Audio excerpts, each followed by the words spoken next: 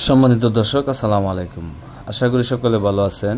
দেশ এবং দেশের বাইরে থেকে যারা আমার এই ভিডিওটি দেখছেন সকলকে জানাই আন্তরিক শুভেচ্ছা ও অভিনন্দন।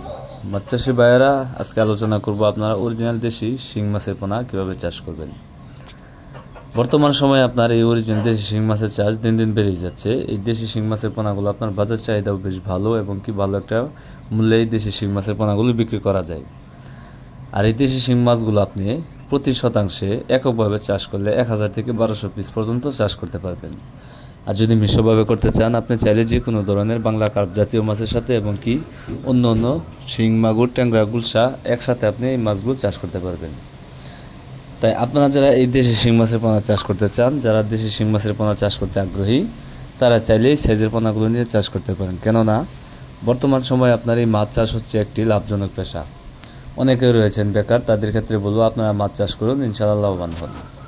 আর এই মাছগুলো আমরা আমাদের হ্যাচারির ভাইরাস মুক্ত, রোগমুক্ত বুট থেকে ঋণ উৎপাদন করে থাকি। আপনারা গ্যারান্টি সহকারে এই পোনাগুলো নিয়ে চাষ করতে পারেন। এই পোনাগুলো আমরা আমাদের হ্যাচারি থেকে সারা বাংলাদেশের 64 জেলায় হোম ডেলিভারির মাধ্যমে বিক্রি করে থাকি। অথবা আপনারা যারা নিজে এসে নিতে চান, তারা চাইলে আপনারা নিজে এসে আমাদের হ্যাচারি থেকে এই দেশি শিং মাছের পোনাগুলো সংগ্রহ করতে পারবেন। এই মাছগুলো আমরা পিস হিসাবে বিক্রি করে থাকি এবং অন্য অন্য মাছের তুলনায় এই মাছগুলোকে আপনার অতিরিক্ত কোনো পারিশ্রমিক দিতে হয় না। সাধারণত এই মাছগুলো ফিড খাবার এবং সাধারণত সরিষা দানা ফুল খেয়ে এই মাছগুলো আপনার চাষ হয়ে যায়। তাই আপনারা যারা এই দেশি শিং মাছের পোনা চাষ করতে চান, যারা ভালো উন্নত মানের পোনা কোথাও খুঁজে পাচ্ছেন না, তারা চাইলে আমাদের ভিডিও স্ক্রিনে দেওয়া নাম্বার আছে এবং ভিডিও ডিসক্রিপশনে দেওয়া নাম্বার আছে, আপনারা চাইলে যে কোনো সময় কল করে এই দেশি শিং মাছের পোনাগুলো অর্ডার করতে পারেন।